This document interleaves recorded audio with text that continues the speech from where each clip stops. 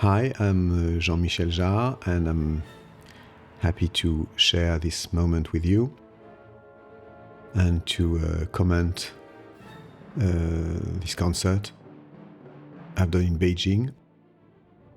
And it's a very special event that I'm going to comment in English. On the other track, the comment in French is fairly different because I preferred not writing anything about with preconceived ideas, but more sharing this moment with you, more or less like if I was at your home and just talking about this event and the way I lived it.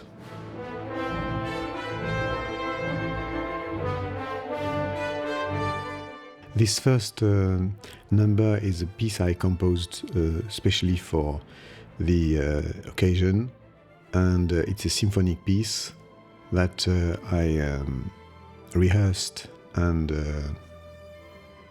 played with the Beijing Symphonic Orchestra, and it's probably one of the five best orchestras, symphonic orchestras in the world. It's really indeed one of the most technically and artistically, I would say, most accurate orchestra. You know, what's very important for symphonic orchestra is to play like one instrument.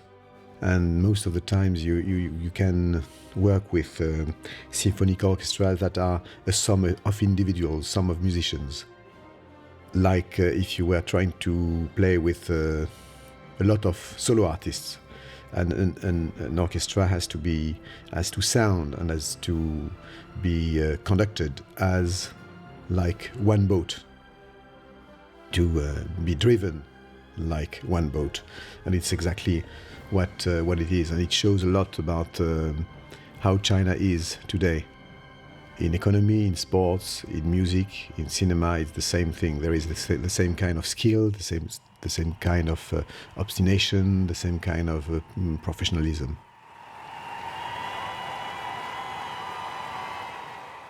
And the next song is the moment I went on stage with one of the new track of my new album, Aero. It's actually, this song is called Aero, and it's a song that has been conceived in 5.1 surround sound, what is really the main concept around my new album. I really wanted for a long time composing, creating music in 5.1. Actually, if I've done the music I've done when I started electronic music when I was a student, it was really with the idea of sharing the music with the audience, like being immersed in sounds, in music, and having that kind of organic, sensual approach to music. And when I started in the music business and recording albums, I was suddenly confronted to stereo. And for me, stereo has always been a kind of flat screen of sound, like 2D. And it took me lots of time until the technology was ready to play my music, to conceive my music in 3D.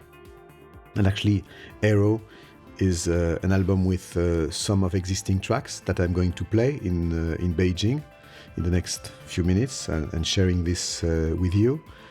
Existing tracks since Oxygen that I already at that time conceived in 5.1 in my mind, but the DVD technology, the home cinema technology was obviously not there yet. And today I took the decision to revisit some of my songs, some of my tracks, to share with the audience the original idea I've got when I started music such as Oxygen, Equinox, or Zuluk, or other albums. And the second challenge has been to decide to do a concert in 5.1 with all the technical difficulties. It was a really world premiere to do an outdoor concert totally in 5.1.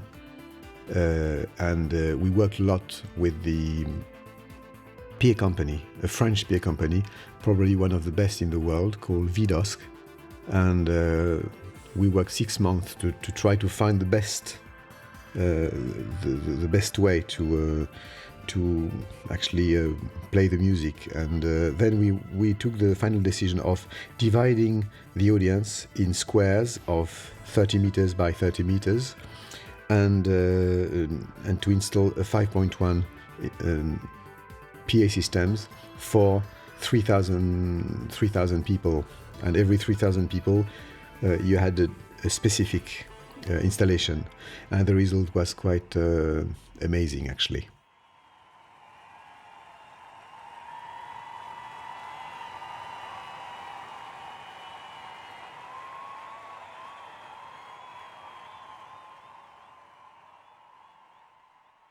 Nimer hao, Xin Wan, Chungguo Zhenmin, Fa Guo Zhenmin, Xing Xing Xiang Ying. Bonsoir à tous. Nous sommes réunis pour célébrer l'amitié entre la Chine et la France. Et quant à moi, je suis extrêmement heureux de retrouver le public chinois. J'espère que vous allez passer une très bonne soirée. I really made the effort to make some speech in Chinese. For the Chinese audience, it's very important to be able to show that we are making the effort to talk a difficult language. And I did my best. The next track is actually Oxygen 2, but in a very different version that I specifically designed for the Beijing concert. Starting with a fairly long intro that I wanted to structure and to build as a kind of encounter between Chinese tradition and modern technology. The reason why that I choose that duo between the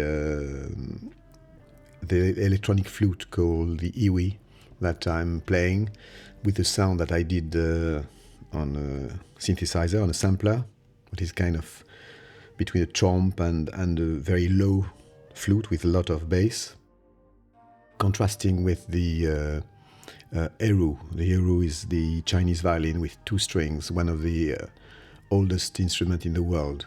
And this artist, this girl called Chen Ling, is also, her presence is very symbolic because she's been linked.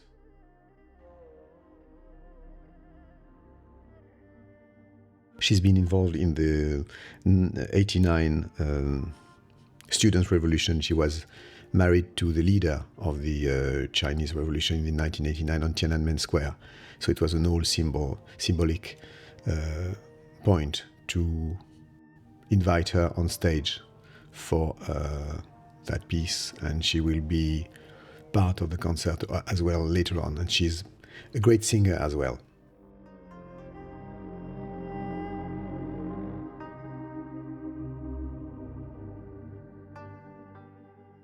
And this moment of complicity we are establishing on stage is for me a very symbolic aspect, if not the main aspect of this project. I mean, to marry Chinese tradition, obviously illustrated by the architecture of the Forbidden City, what is probably the most renowned and also the purest style, Chinese style, traditional Chinese style of in architecture, and the modernity of the concert, technologically innovative, and also showing and also illustrating also what China is today. China is actually a mixture of tradition, mixture of what we know about the oldest and richest country in the world, on a historical point of view, and also a country exploding with modernity and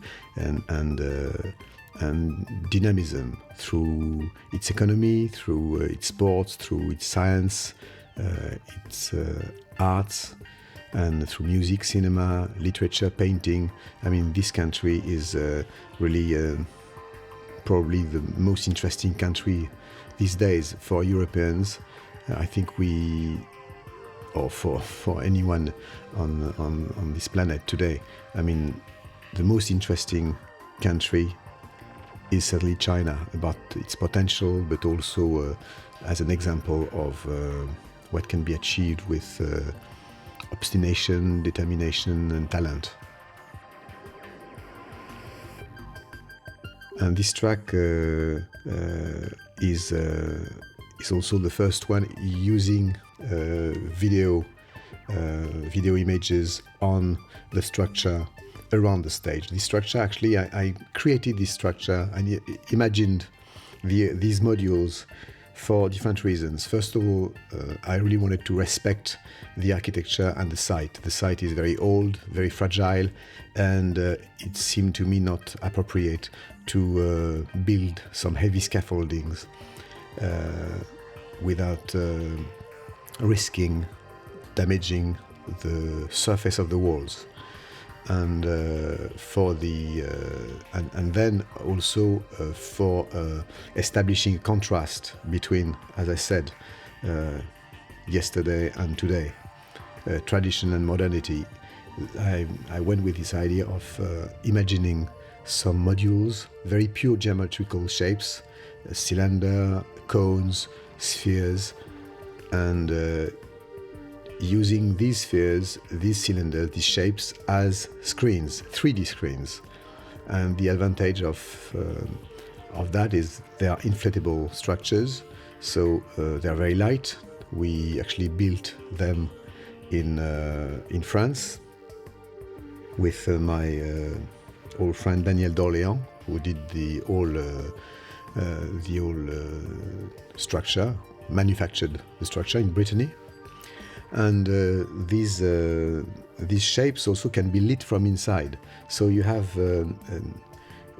two ways of playing with them: from outside by projecting images or lights above and on the surface, and also to get some lights from inside and to transform immediately these structures into gigantic bulbs.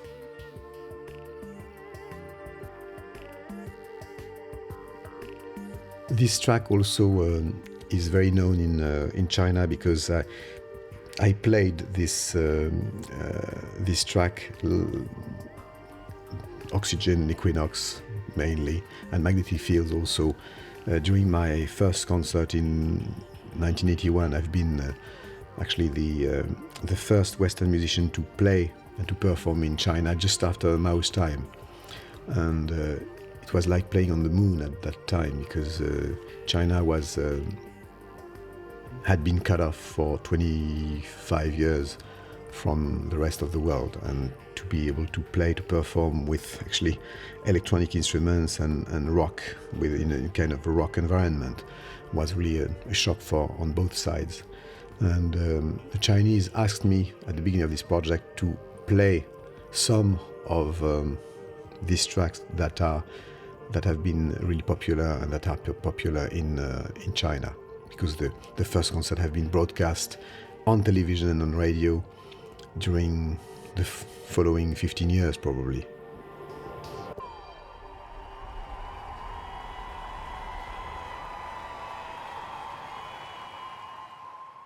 The next song is the most popular part of Oxygen 4, very known in China as well, and it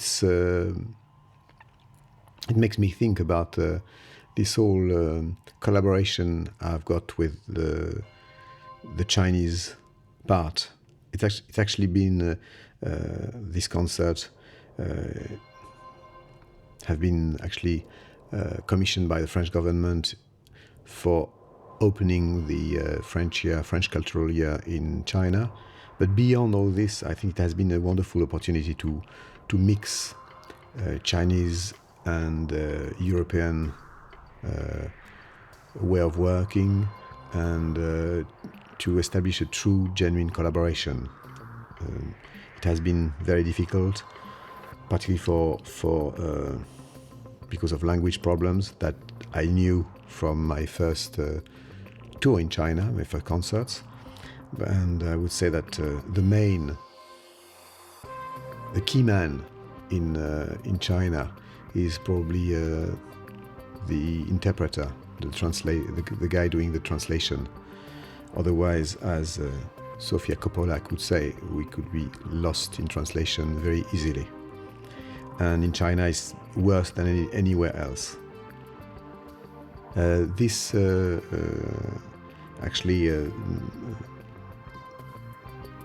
whole project was actually designed and conceived by myself with the idea of involving the Chinese part on a technical point of view, but also on the artistic point of view, to involve lots of Chinese artists, musicians, but also graphic artists, painters,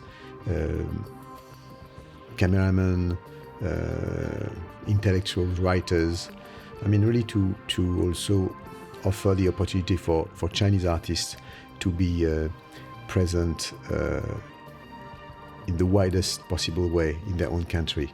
I mean, this concert is actually has been broadcasted by CCTV, the main Chinese channel, for 1 billion viewers.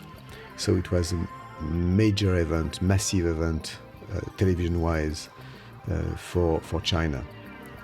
For the first time, Chinese television accepted to broadcast live a cultural event as well, with very small delay, very short delay, probably 3 or 4 minutes. What is nothing in a country such as China for obvious political reasons. And the fact of involving so many Chinese artists was a symbol in itself, and offering them the opportunity to share this evening with their own country from north to south was a unique opportunity for them as well. The concept, the scenic concept, and the way I'm performing these days, and particularly in China, is fairly different from what I was doing a few years ago with a kind of more traditional rock band structures with a drummer and bass player. And I really chose this time to be like in a kind of, a hybrid situation between the DJ set with mixing desk and various DJ's instruments, and also surrounded by keyboards, and with just another main musician called Francis Rambert, working with me for a few years already, and sharing the lead parts and also the drum machines, and actually to give a more faithful visualization and performance to electronic music, instead of trying to go to a kind of pop or rock version of what my music is not actually. And then if I'm not using a drummer in studio, I shouldn't say why I would have necessarily a drummer on stage. So that, in my opinion, works quite well for this project.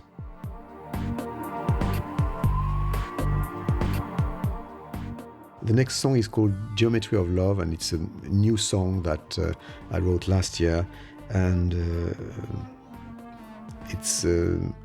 I really wanted to include this track in the program because it's a fairly free electro ambient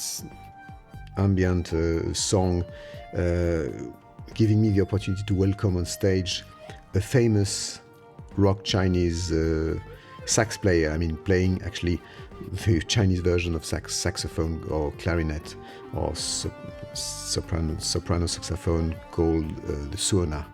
And his name is Lin Yuan, and this musician, famous and great suona player, is one of the founder of the Chinese rock and roll, Chinese rock scene, with his friend Suijian, but he's also an old friend of mine. I mean, Suijian is probably the Chinese Bob Dylan or Chinese John Lennon. He wrote the anthem for the student revolution in 1989 on Tian'Anmen. So he's got some problems with the Chinese government. Now he's been accepted again and he's able to perform all over China. And obviously my wish was to work with him on this concert. But because part of that concert was quite formal and cultural exchange between two countries, and it was supposed at one stage that the French president and the Chinese president would be present during the concert, suddenly the fact that he was on stage was more than allowing him to play, but would have seemed like an official and even more official recognition of the president himself, and that was a bit difficult to put the Chinese president in that situation. So we agreed that because at the beginning they refused the presence of the three musicians, Suijian, Ling Yuan playing in this track and playing later on, and also Chen Ling that you saw playing the Eru, and also she's a famous singer, pop singer in China, and she will join me on stage on Tian'Anmen Square later on in the program. And then we actually dealt and exchanged Suijian against the two other musicians, but Suijian will be present in the next DVD in studio, because I work with him in recording studio in Beijing, and he will be also present on the internet in China. So actually I thought that this whole arrangement with Chinese was fair. You have to realize that it was a huge event for the Chinese to get people such as Lin Yuan, that you sing playing in this track and in some other tracks, and Chen Ling, because suddenly their presence was on screen through all over China, and in each village people were able to listen to Chinese rock artists that they never appeared on television before. So it was really a big event for the Chinese audience, and obviously for the Chinese artists, because they've been in contact with more Chinese people than they've been in their entire life just during that night.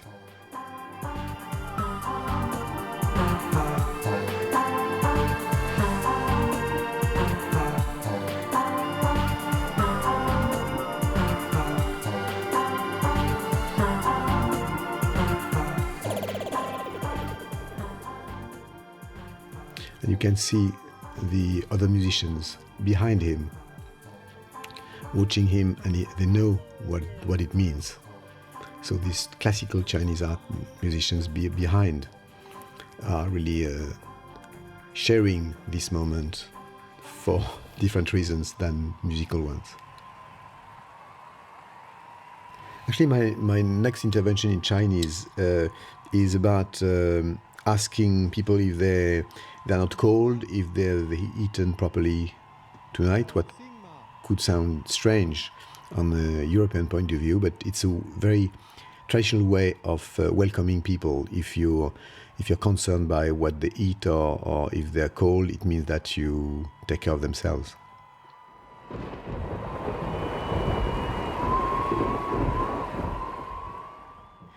The next song is something on a visual point of view that I really like and very important to me. It was the opportunity to mix a street organ, typical of the French street, French Montmartre, and mixed with the extraordinary paintings of Zhang Xiaogang. Zhang Xiaogang is probably one of the two leaders of the contemporary painting world at the moment, and his whole work is about memory, recollection, and what you forget. And obviously those two ideas are totally linked on with modern China. So what to remember, what to forget is obviously the obsession of China today.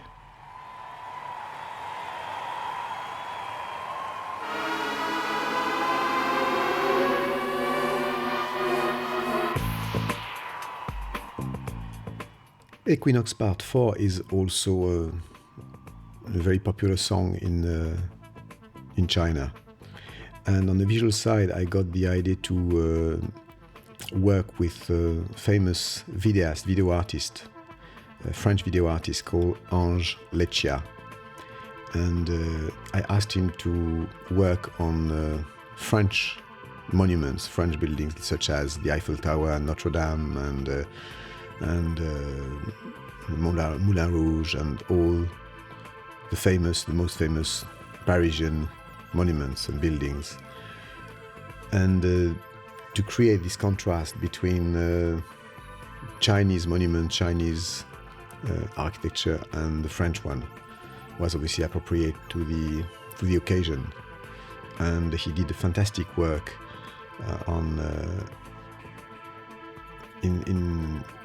with high definition video, with actually presenting Paris architecture in a very poetic, very surrealistic way. And obviously to get the Moulin Rouge like now, with in the context of the Forbidden City, is a kind of Dali or Magritte, totally surreal vision.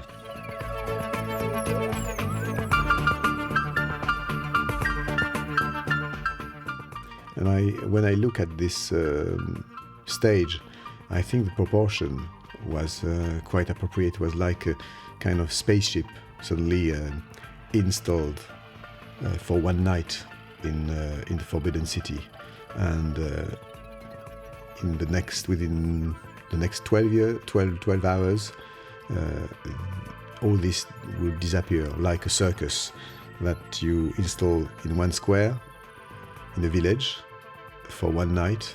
You perform, you do your gig, and then you leave the following morning, and you disappear in a sort of magic way. But to install this magic was quite painful the previous weeks. Dealing with logistic problems, technical problems, political problems.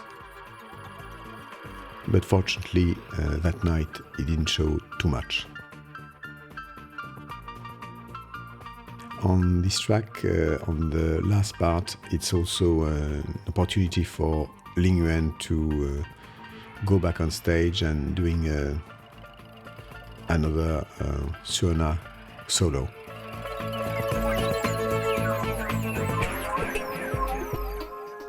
While I'm playing, you have a lot of activities under the stage, above the stage.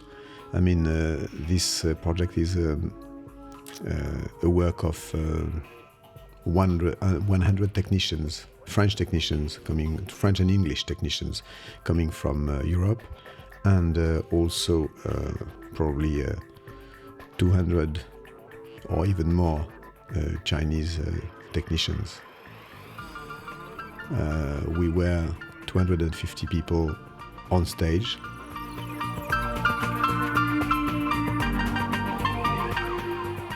All the plasma screens that you can see on stage are really part of the scenography. Very important for television to be able to zoom into a plasma screen somewhere and zoom out from the visuals on the modules. And it was also a nice way to deal with micro and macro. The small elements and the bigger elements, and to continuously also create that contrast in terms of time, but also in space and in scale. You can see actually the symphonic orchestra on stage left and the Chinese traditional orchestra on stage right.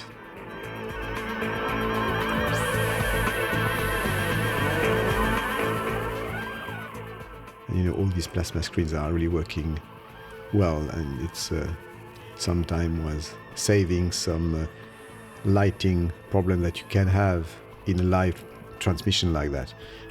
Because we were in high definition, the light was quite crucial, and I wanted from day one a kind of cinematographic way, and the way a light closer to cinema than television.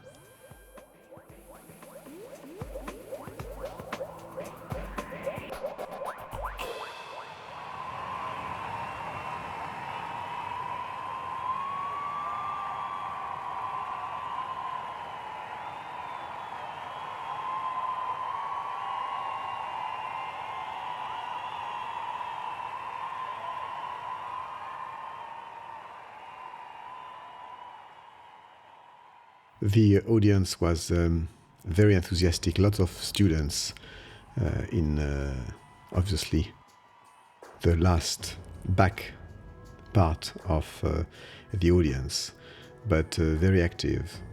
This next song called Beijing Voyage, Voyage à Pékin in French, is also a new track that has not been published yet or released in any albums. And I started to play this theme in Athens, where during the concert I've done at the Acropolis, but I finalized this symphonic version for this occasion, because these themes sounded to me quite appropriate to mix the symphonic orchestra, the traditional orchestra, and the eru, and mixing of electronic and symphonic and ethnic instruments.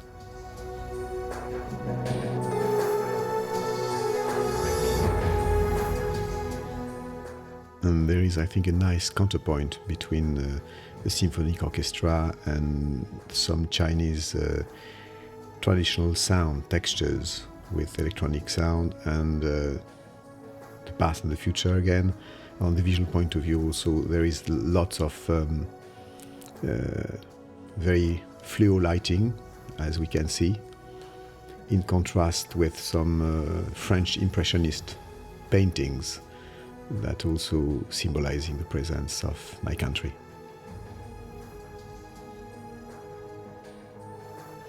I redesigned the whole visual aspect, the scenography, really like a kind of huge 16:9 or cinemascope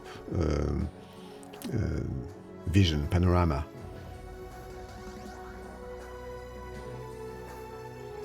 And this song, this track is a bit like a soundtrack for that movie filmed in one night.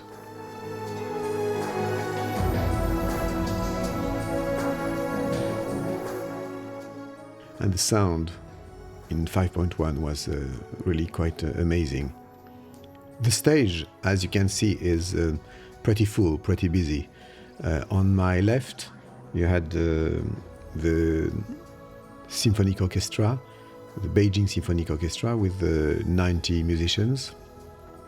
And on my right, stage right, you have the Chinese traditional orchestra. Is the Chinese version of a symphonic orchestra of 72 people. It's the same kind of our symphonic orchestra, except the musicians are playing instruments such as the eru, the Chinese violin, the zhang, the pipa, and the sound is absolutely extraordinary. You will be able to listen to this orchestra on its own later on in the concert. So it was a total of nearly 260 musicians being involved in this whole project, with the choir also of the Beijing ensemble and Beijing orchestra. I mean, singing actually for this song, at the last part of that song, with the presence of a very good tenor. Actually, all the singers in China, all the musicians playing violin or cellos or percussions are at a very, very high standard, and the choir as well is probably one of the best in the world these days.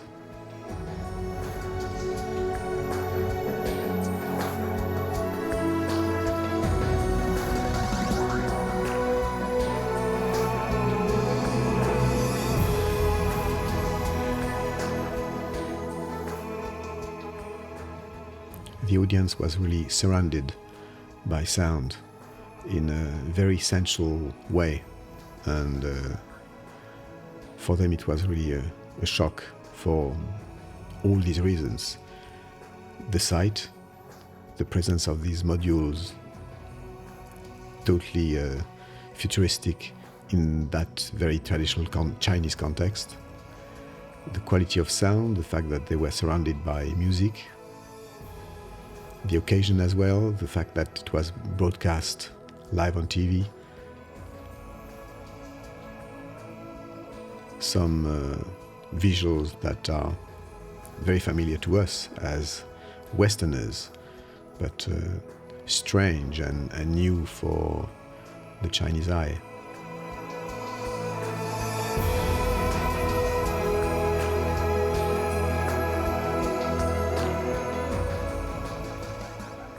And the director, Chinese director, did a fairly good job, considering that he had very few rehearsals, and for him it was also a real premiere, mixing architecture, stage, music, high-tech, unknown style of lighting and video projections and so on and so forth.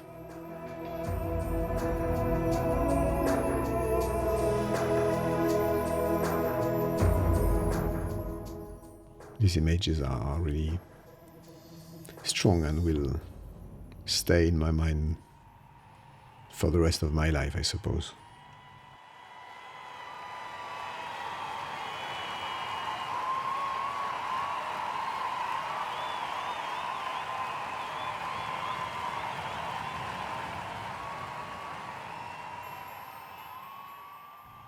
The next track is based on the idea of time, is an excerpt from my album Chronology. It's a Chronology Part 6. And it fits particularly well with the idea of 5.1, when you are surrounded by sounds and sounds turning around yourself. It's like if you are in the middle of a giant clock or a giant roundabout. And it fits particularly well to all 5.1 effects. It's also a good way and a good moment to celebrate the traditional bal populaire, the French bal, and also the fun fair, the French circus. And I'm playing accordion in this in this track, what is actually starting to be a very popular instrument in China as well.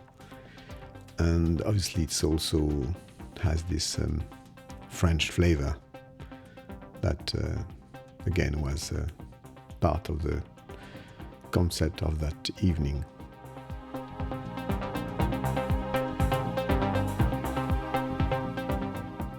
The visual are actually projected on modules with big high-definition video projectors facing each modules.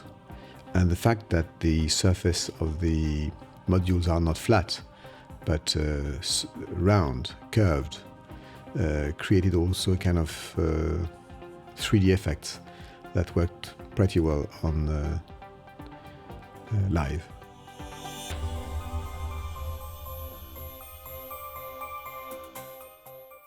And the second part of the song is actually the part I'm playing accordion, and I love these moments on stage where I can play that kind of instrument, where I can leave good ways of leaving my zone and then going closer to the audience like a singer and establishing a different contact, almost physical contact with the audience next to the stage. And I love also all these street instruments like the street organ, the accordion, all instruments that can be played outdoor. And having done outdoor concerts all my life, it's also something that I really love by instinct.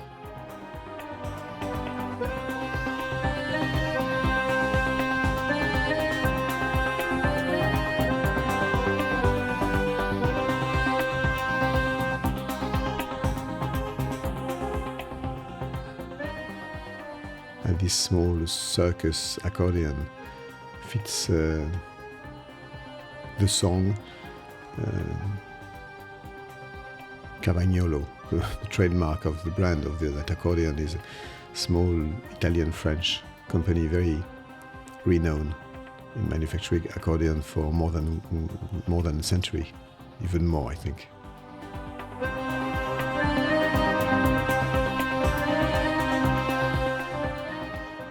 And the way of walking on stage, taking the space and living and invading and walking on the total surface of the stage seems to also fit with that kind of project where everybody is choosing his place. When you're in an outdoor situation, you don't have any fixed theater. I mean, the audience is choosing more or less its place, his or her place, and it's the same thing on stage. Partly when you are in a one-off event situation where you have no second chance for the audience and for yourself, it gives a unique flavor, a unique relationship with the audience. And I must say that if I've done that kind of concert, it's mainly for this reason.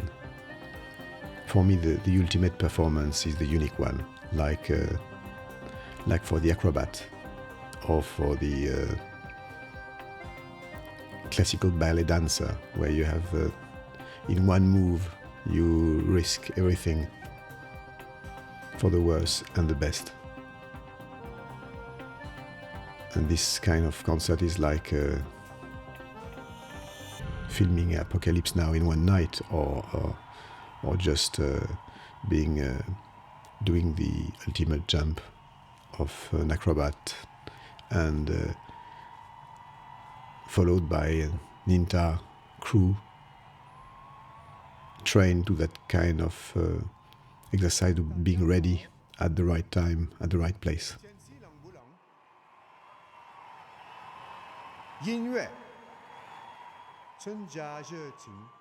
As you can notice, I'm improving my Chinese every 15 minutes. And I can be at least understood, what is in itself a challenge in China. Je suis heureux de partager cette soirée avec les musiciens, artistes et techniciens chinois que je remercie tout particulièrement ce soir. Merci à vous. And I was saying in my own dialect that I was happy to share this evening with my fellows, the Chinese artists involved in the project.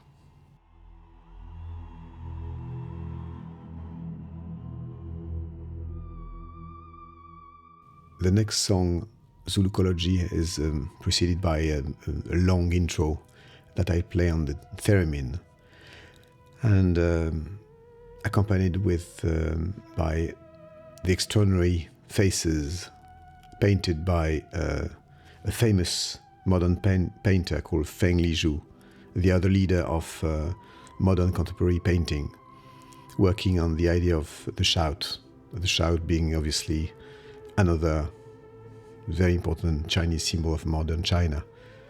To shout for freedom of expression, to shout is or her expression of hope in the future, and hope for just having a better life, I suppose. The Theremin is an extraordinary instrument, the first electronic music ever made by a Russian guy in the 20s under Stalin, called Leon Theremin. And it's like a look of a radio with two antennas, one to control the pitch, the other one to control the left hand to control the volume, and the right hand to control the pitch. And it's a very difficult instrument to play. Stravinsky used it 2 or 3 times, and it's very difficult to get the right pitch. And I can only do it by closing my eyes, being blind and just feeling the frequency. And there is a very nice movement about it, like a kind of peaceful movement, and it's exactly what I always try to express with electronic music on stage, where electronic instruments are not particularly spectacular, not very sexy, and how to visualize, to have physical involvement like in rock music with electronic instruments is difficult. This is a very good example that can be possible with an electronic instrument. And the sound is so moving. It's like a soprano voice, but between crying, shouting, and very melancholic. And in contrast with that fantastic vision was a very strong moment of the concert to me, and I hope to the audience, and I hope to yourself.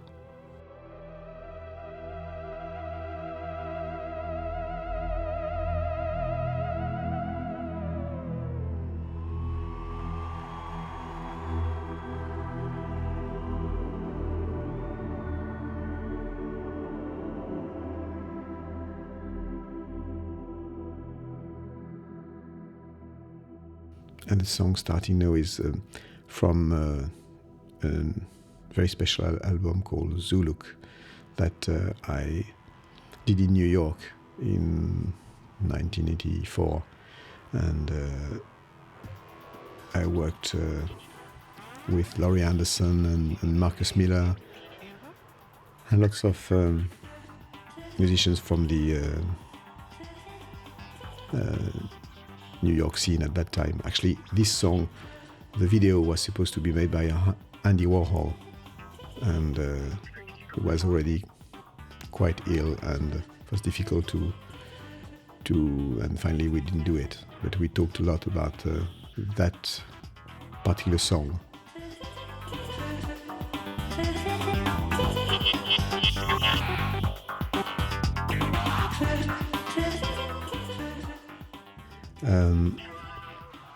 I was surrounded on the stage by Chinese musicians, but also by Western musicians, by, as I said before, Francis Rimbert, who is musicians sharing this zone with me and playing with me for quite a while, and also Claude Samar, who was the musical coordinator for the project, and he took care of all the coordination with Chinese orchestras, Chinese artists.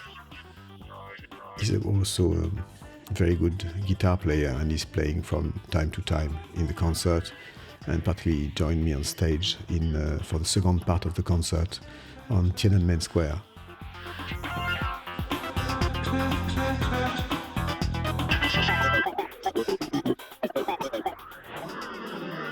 It was really funny to use all these sound effects in 3D and 5.1 and to surprise the Chinese audience by strange sounds surrounding them.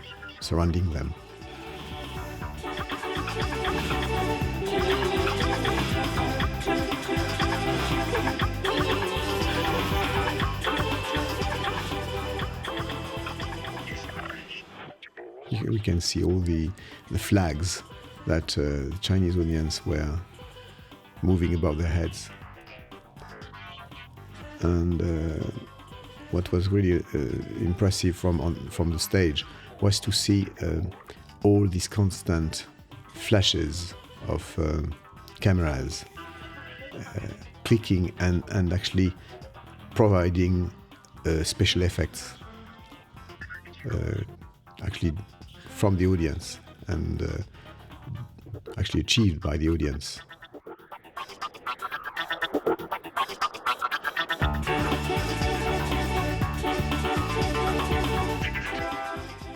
All these sounds are, for instance, in this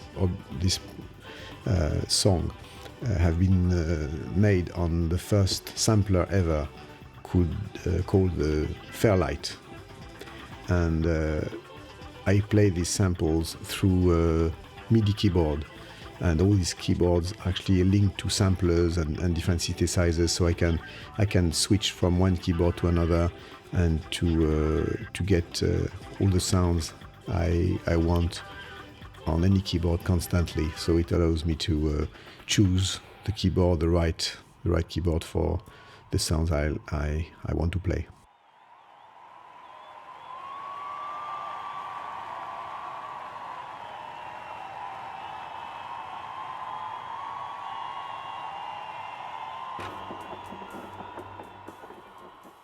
The next song, Aerozone, is also part of my new album Aero.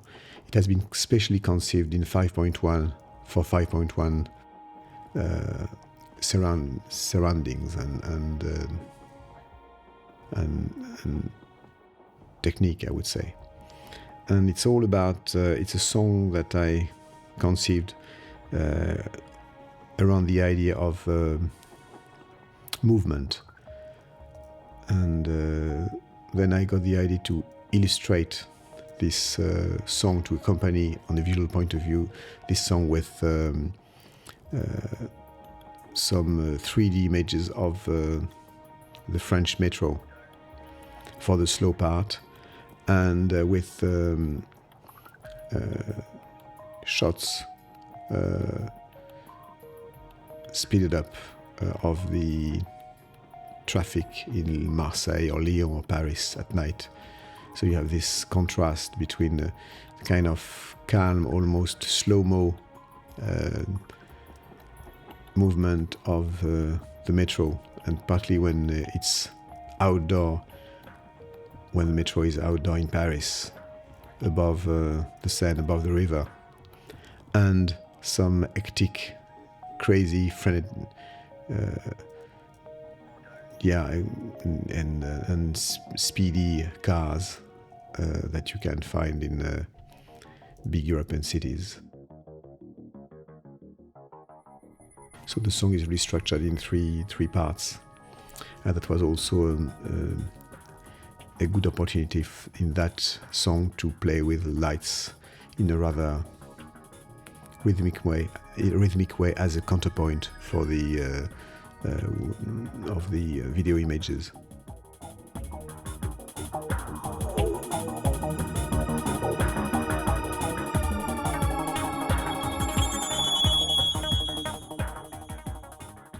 And to get the French metro in the Forbidden City was in itself quite a journey.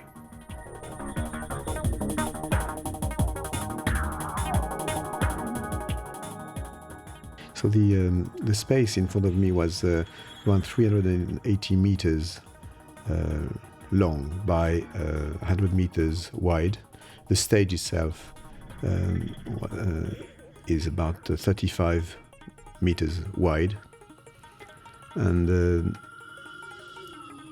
we divided the audience by squares of 30 meters by 30 meters for audio reasons, but also for security reasons on a Chinese point of view.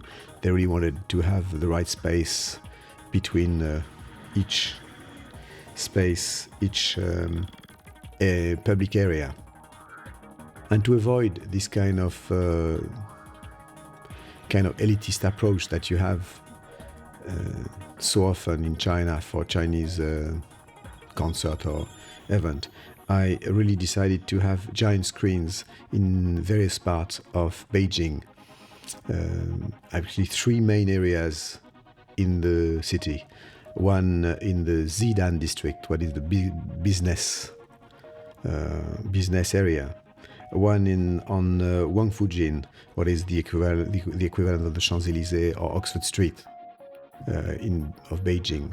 And the last part on Tian'Anmen Square, where the second stage is, and where I'm going to perform the last part of the concert.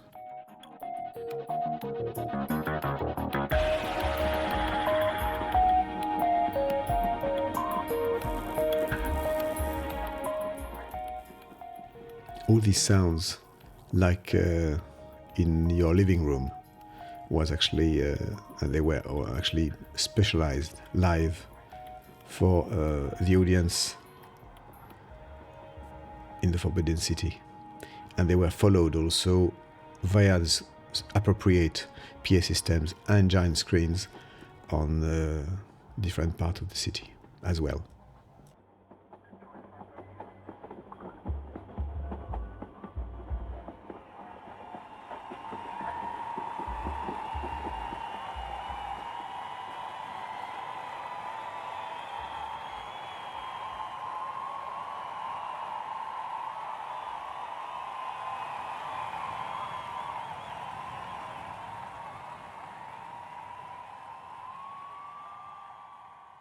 The next song is called Aerology, and it's another new track on my new album Aero.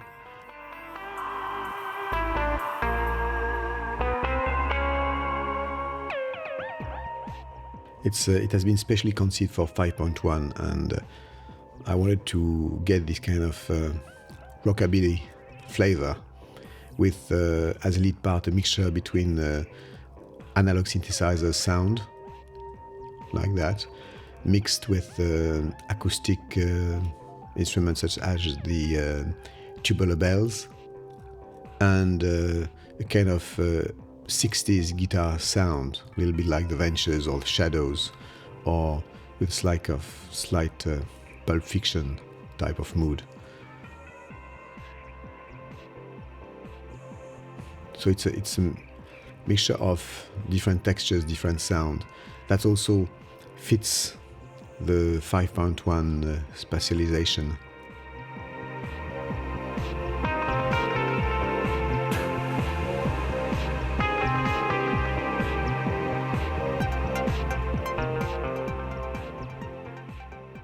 And I redid the arrangement with to try to keep the maximum of space between the beat, rather low, and the lead part in the rather, high frequencies range. Because the notion of space in music in 5.1 is very important, and to get the idea of less is more is probably more crucial in 5.1 than in stereo.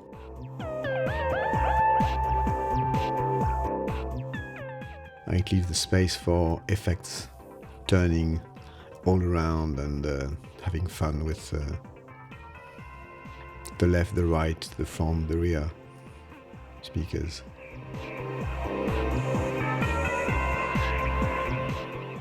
And I did a few remixes of that song. One with a young French band called Nemo, and I really love their version. And another version has been made by Orbital, who I like very much.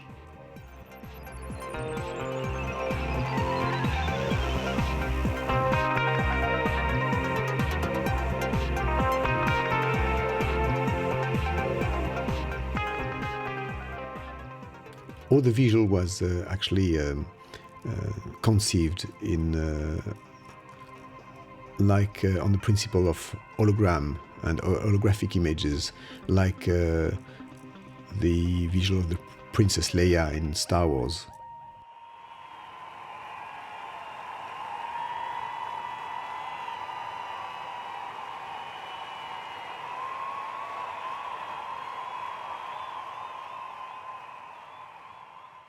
The next song, called Chronology Part 3, except from the album Chronology, is a mixture, a very baroque theme, a mixture of classical music with the presence of soprano and the symphonic orchestra, with the presence of electric guitar, almost hard rock or heavy metal, by one of the best guitar player in the world, called Patrick Ronda, a French guitar player, and this instrument called the Laser Harp.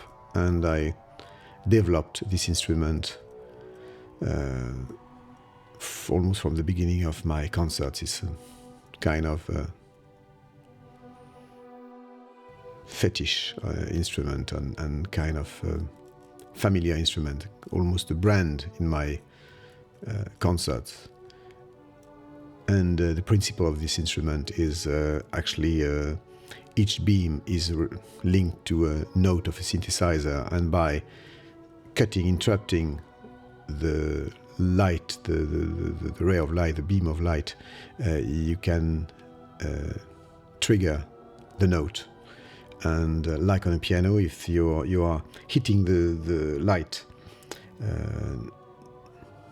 strongly or softly, you have strong notes or soft notes. The soprano we see there was doing an extraordinary performance. Actually, technically, this song is very high and very difficult to sing. And in the song you go higher and higher, and I got the idea for stage that the soprano could also physically going higher and higher on stage. And she's actually at 40 meters high, and she's doing an extraordinary live performance. And this Chinese soprano is a great artist, and we were all amazed by the fact that in the rehearsals I was quite nervous about the fact that would she accept to sing in those conditions, being at 14 meters from the ground. And the first time she just went into this kind of elevator without her dress, but just like that, just with a safety ramp around her. And she did that like she already did that 100 times without any problems. And it shows a lot about China today. The kind of determination and being able to experiment, not being afraid. That would have been very difficult with Westerner singer. And the result is absolutely staggering and very spectacular, very baroque. This mixture again of spiritual images, images from Notre Dame, and the very hard electric sound of the guitar, the classical flavor developed by the sound of the soprano voice and the symphonic orchestra. And in the middle of all this very strange instruments, what the laser harp is. And I developed this instrument really with the idea that, again, electronic music needs to be visualized, and it's great to see that the audience at 300 meters from the stage was able to follow what I was playing. And these instruments I always transformed from one concert to another because of the fact that a laser beam is visible only if you are your eye is at 45 degrees from the direction of the beam. So if the beam is going straight to the sky, you are at 90 degrees and it's almost invisible. And then I tried to get a frame around me, like a square or a triangle, but that was quite heavy, and with mirrors that could reflect the beams above me, and then the audience would have been able to watch it, what I've done in Docklands concert, or in Spain, or in my tour in Paris. And then in China, I suddenly got the idea of reversing the process by considering the Laser Harp as a keyboard and actually having mirrors at the height and the level of my waist. And then suddenly I was playing the Laser Harp as a keyboard and with excellent visibility for the audience.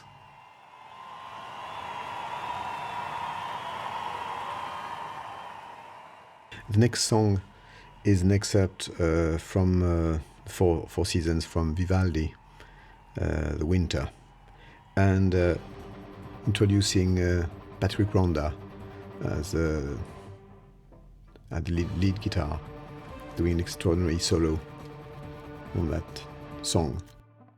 And I think if Vivaldi was alive today, he would be a heavy metal guitar player probably. I really consider his music very heavy metal, very hard rock oriented, very metallic. Could be part of the Metallica, the band. And it's a rock version that I really wanted to play in China as a kind of... It's always fun to play that kind of reprise or version. It's also kind of relief for everybody, because for the lighting people, for on stage, for the musicians, except probably for Patrick, it's really a moment where you can just share a moment of pure energy, where electricity is the key, as you can see.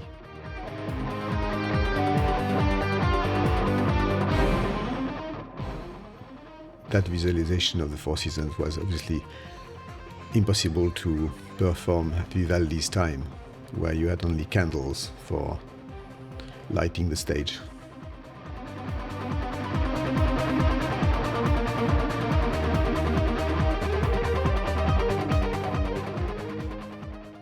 And I must say that the visual was very dynamic on the lighting point of view, and the only visual you had and you have on this song are just the bushes from gardens of Versailles, the Chateau de Versailles, and just almost subliminal images, as you just see, of the bushes of that gardens in the Four Seasons, in winter, in summertime, in autumn and spring.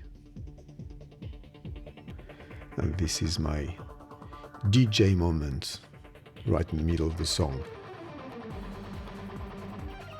And there is a real dialogue between the electronic part and the guitar part. I must say the Chinese Symphonic Orchestra was quite impressed by that version of Vivaldi.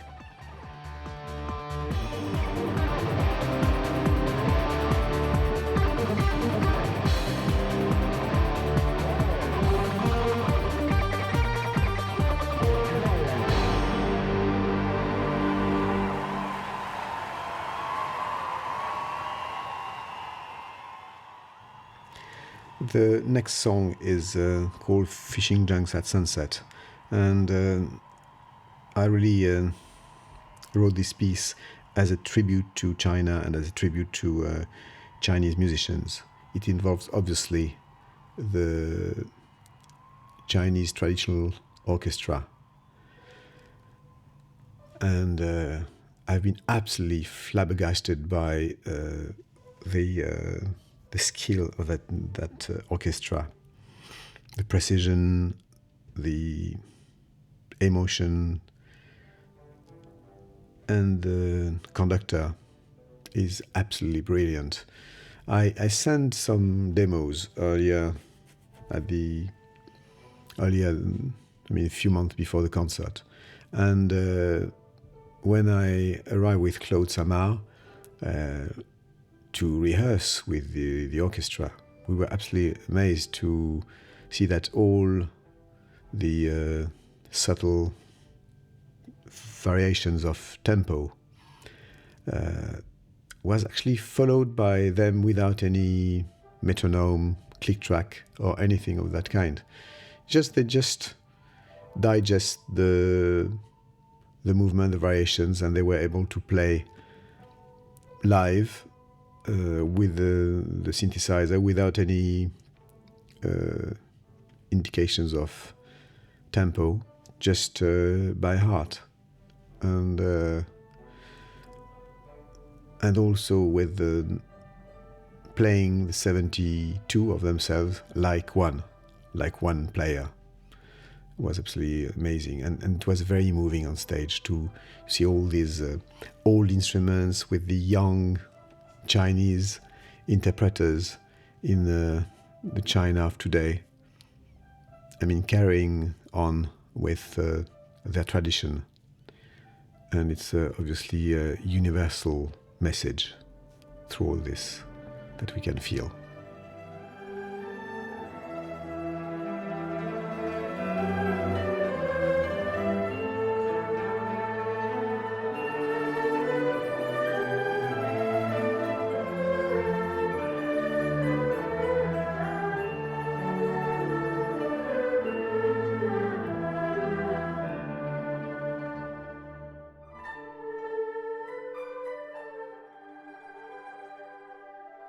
Actually, the previous days, before the concert, we had lots of rehearsals with the band and with this orchestra and with the other orchestra, but also for lighting, for all the visuals. But everything has been very, very difficult. For instance, we had very few rehearsals with this orchestra because we were not allowed to make any noise, so we had to rehearse with headphones, and obviously for that kind of music it's very difficult, and these people are not used to play with headphones on top of it. So we had very few rehearsals for that amazing result. And also the technical staff at that moment was quite exhausted because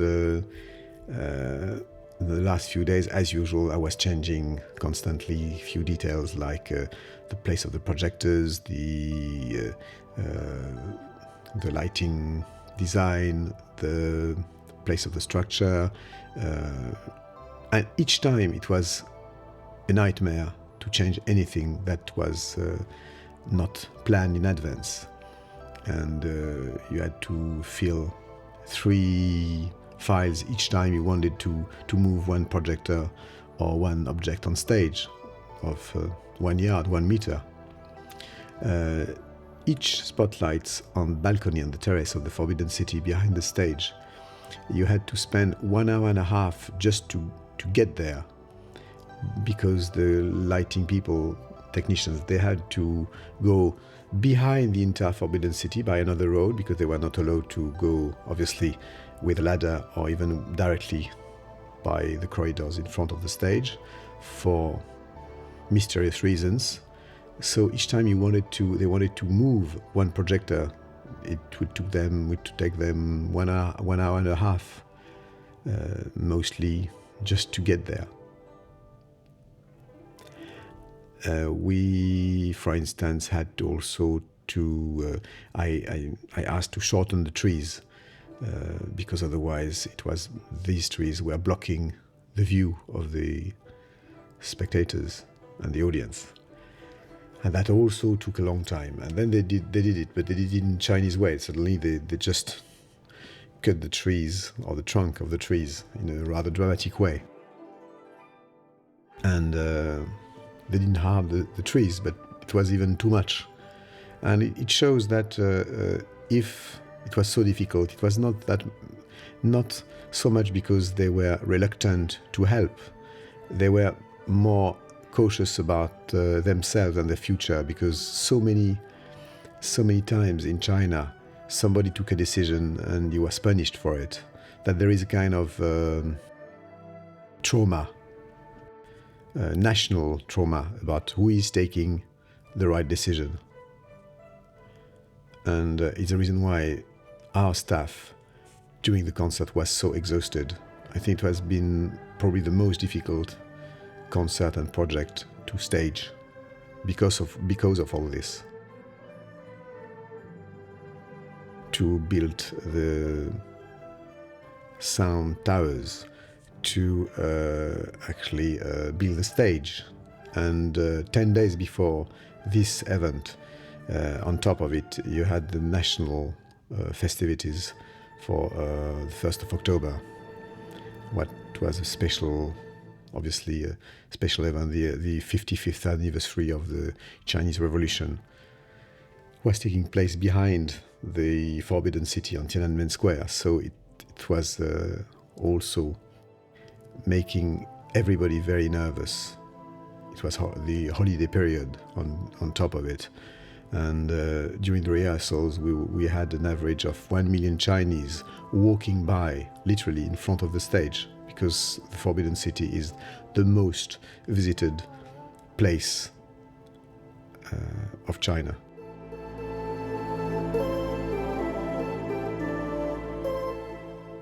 You know, this is using my iwi, my electronic flute, a kind of electronic high-tech answer to the traditional orchestra, with all these very graphic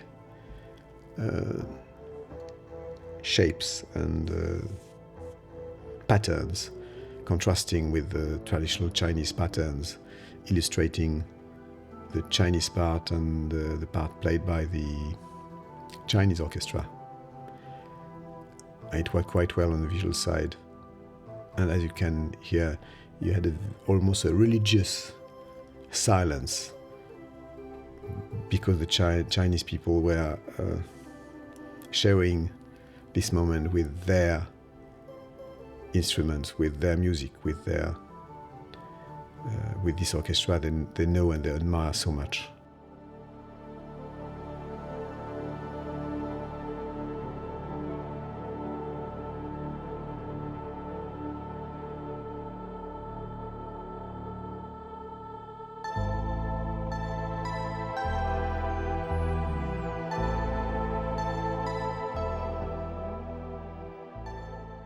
It was a very moving moment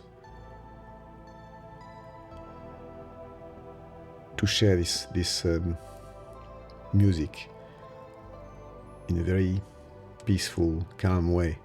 I think it's really there where you can see that whatever happens in a country, even if you don't agree with the way they handle human rights somewhere, anywhere on the planet, as artists, as intellectuals, as movie makers, painters. I mean, you have to visit those countries to try to establish bridges with the artist and with the audience, because you can share emotions, feelings that are universal and link with the idea of freedom and brotherhood in a very genuine way. And on a personal way, I'm absolutely convinced that you should avoid any kind of boycott, and going where you can help people to make them progressing in their situation. And also we have to be very humble and not arrogant, as Westerners are most of the time with foreign countries and foreign cultures. And China they don't need, the Chinese people, they don't need us that much, and they don't really care necessarily about who we are and what we think. And we're not there to give lessons, but more to learn also how a country of 1.5 billion people is working, and their ideas, their systems is so different from us. It's through that kind of cultural exchange that I think you can really change things, and by sharing music on stage with Chinese and Western people is probably one of the best way to promote our values.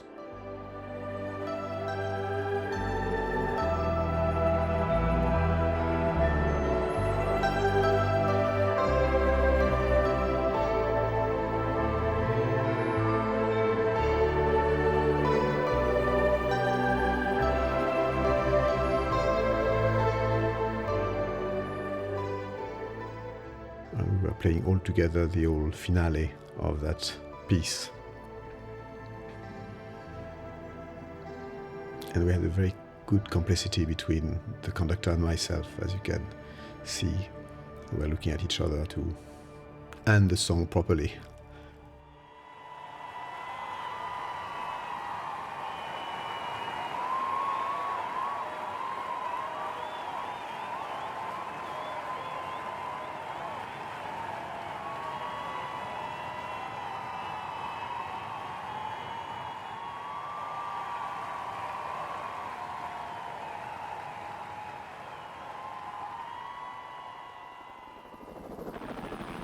The next song, Rendezvous 4, is starting with fairly spectacular helicopter sound effects, and it worked really well, the whole effects above the Chinese crowd, because they really thought that a real helicopter was actually landing in the middle of the Forbidden City, and even the soldiers and the security people freaked out entirely because they thought that they were attacked or something like that.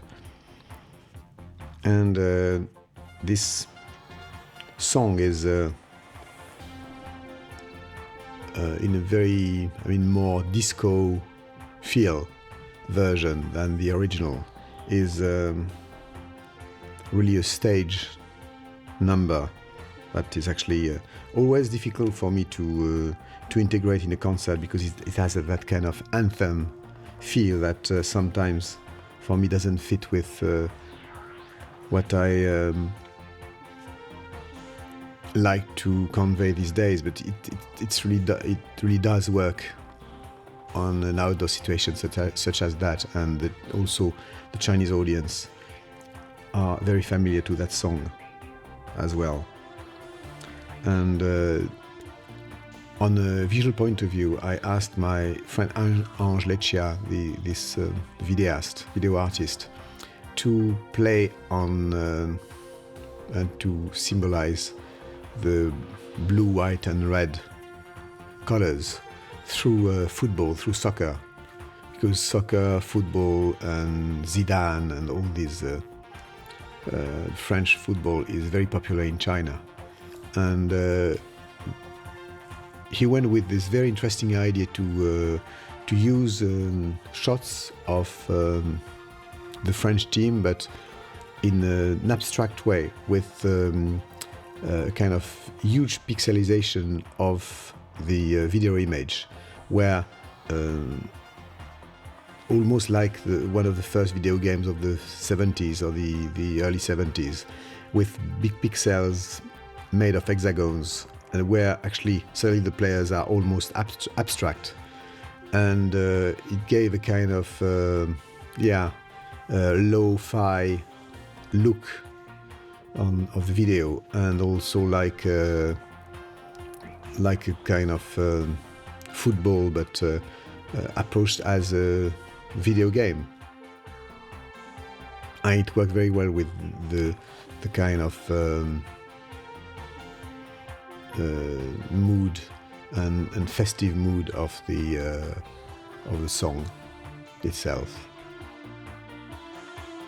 Actually, I like to devise the light and to devise all the visual side. At the beginning of my work, when I was a student, I even hesitated between painting and music, and for me, the visual is very exciting, and I like to be involved in the scenography, and I actually devise and design all my concerts on the visual point of view. It's like writing a score, but for video or images and lights. And I think it's an interesting way of visualizing electronic music. Electronic music being difficult to perform. I think I've been inspired by the technique of opera of the 19th century, when musicians approached or created bridges with stage directors, with painters, carpenters, or people doing costumes to create a kind of visual environment based on their music. It's what I'm trying to achieve with the tools of my generation: video, electronics, lights, so on and so forth.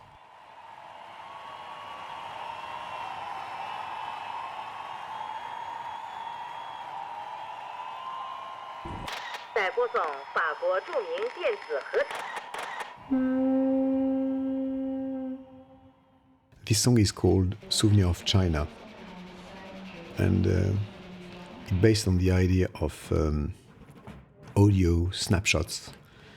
I wrote this song on my way back from the first concerts I've done in China in 81. And that was kind of audio snapshots of my journey, my first journey to China. And the whole intro is based on a series of audio soundscapes. In 5.1, it's part of my new album Aero. It obviously created an additional depth, very spectacular. And this song is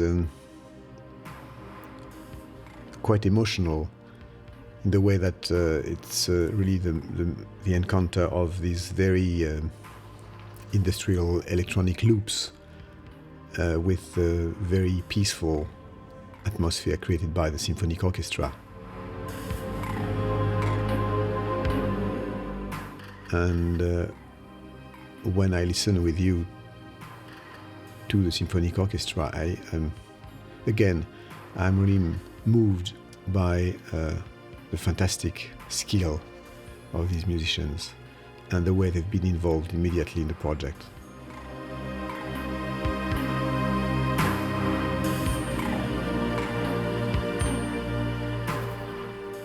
And it was the first time that I was playing this song, obviously, in China, because I composed it after my first concerts as a tribute to the China of that time.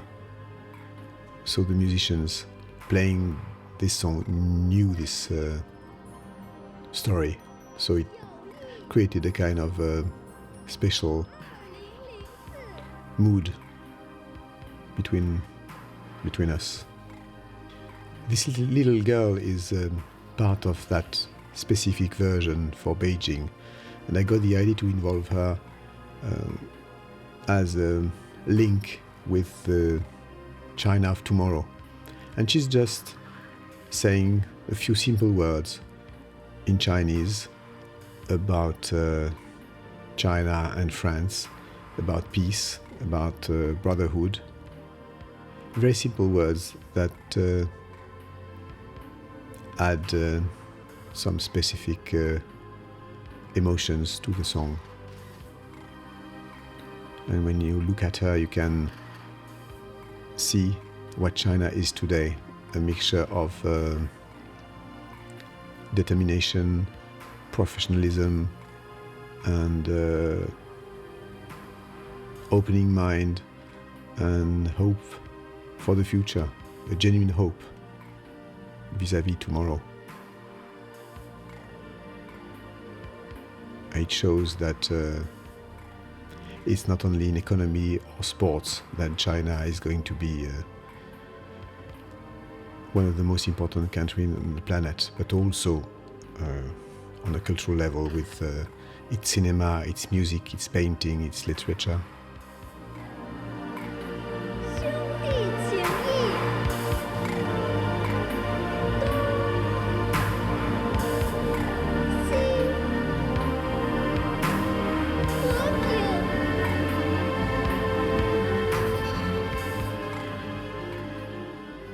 She was absolutely precise, and she learned everything: how to move, how to stay still, how to pronounce the words exactly at the right time.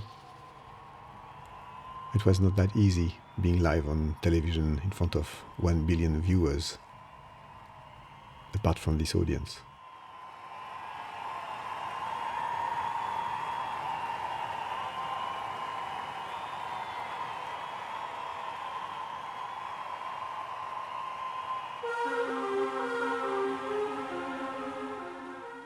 The next song, Rendezvous 2, is quite a spectacular piece that I recomposed especially for stage.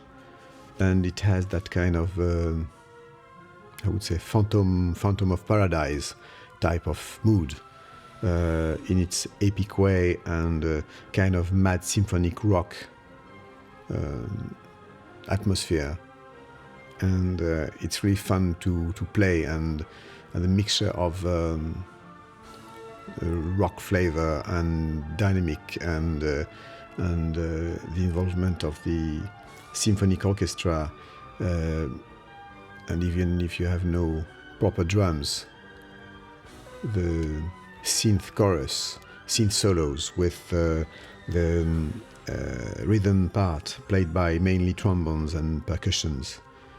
I mean, gives a kind of symphonic, as I said, modern symphonic atmosphere that also fits an outdoor environment. And on the visual side, I really wanted to express French identity through its literature.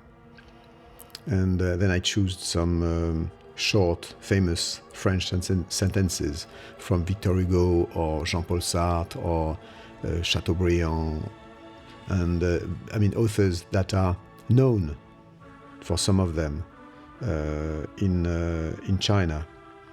And also it was a pretext to convey obviously some of our values, of our ideas, and obviously with the French motto, liberté, égalité, fraternité, what was actually the slogan, the motto of the student revolution in 1989.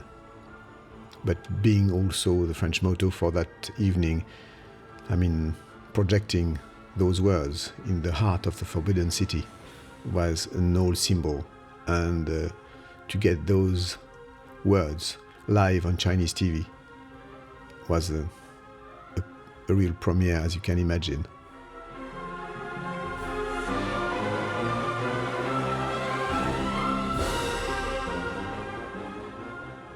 And I must say that the symphonic orchestra gave a staggering interpretation of that piece. And it reminded me of the Berlin Symphony Orchestra at Karajan's time.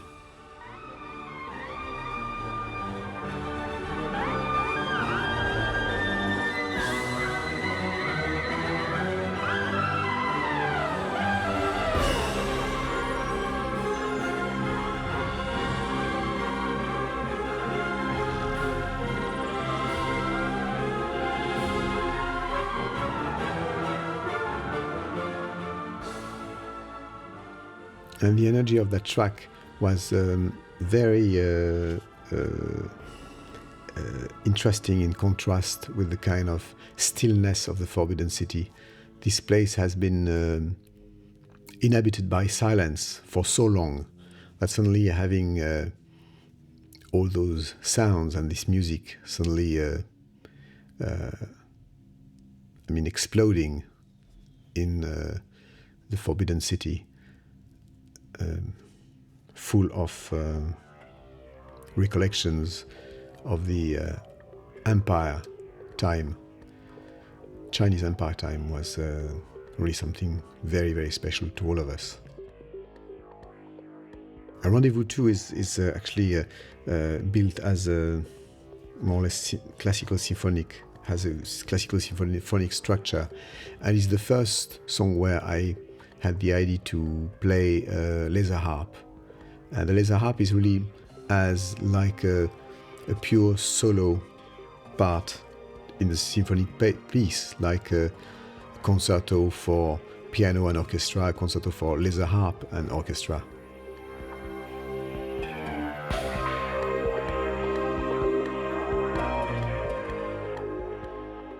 And then I got the idea for this new version to get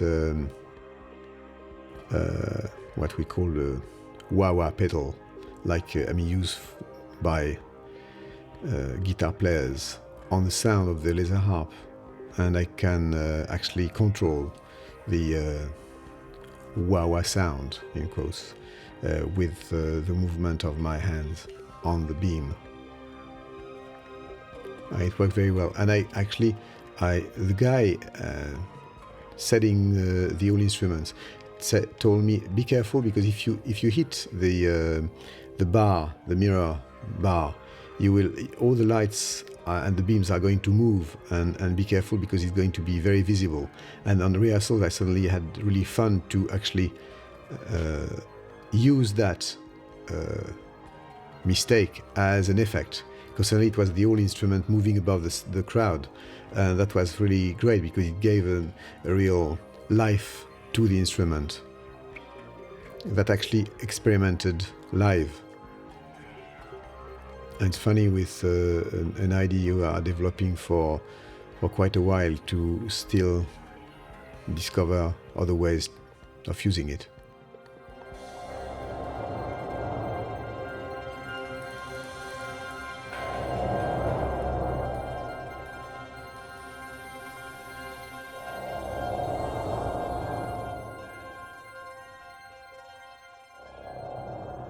And the symphonic orchestra was really, and this conductor was really following very carefully all what was going on stage.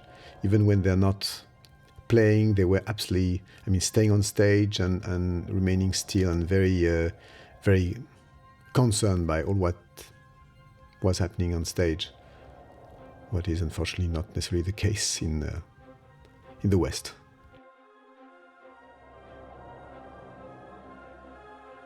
And these big eyes, through the plasma screen, were like invisible faces staring the audience in darkness, and that was quite dramatic for that moment before the finale. The whole last part of that song was on stage. The time of the effects crew that I've got with me to fill the whole sky with small white papers, and we know that white is very symbolic in China for lots of reasons, and it's a symbol of Renaissance and transformation, metamorphosis. Can be death, but also death in the way that you transform something in something else. So it was an old symbol to end that part with that color and that rain, white rain. And the soprano, again, that we saw at 14 meters high during chronology 3, was involved in this last part as well. And that was really a mad moment where the audience was surrounded by light and sound and all these white papers flying all around.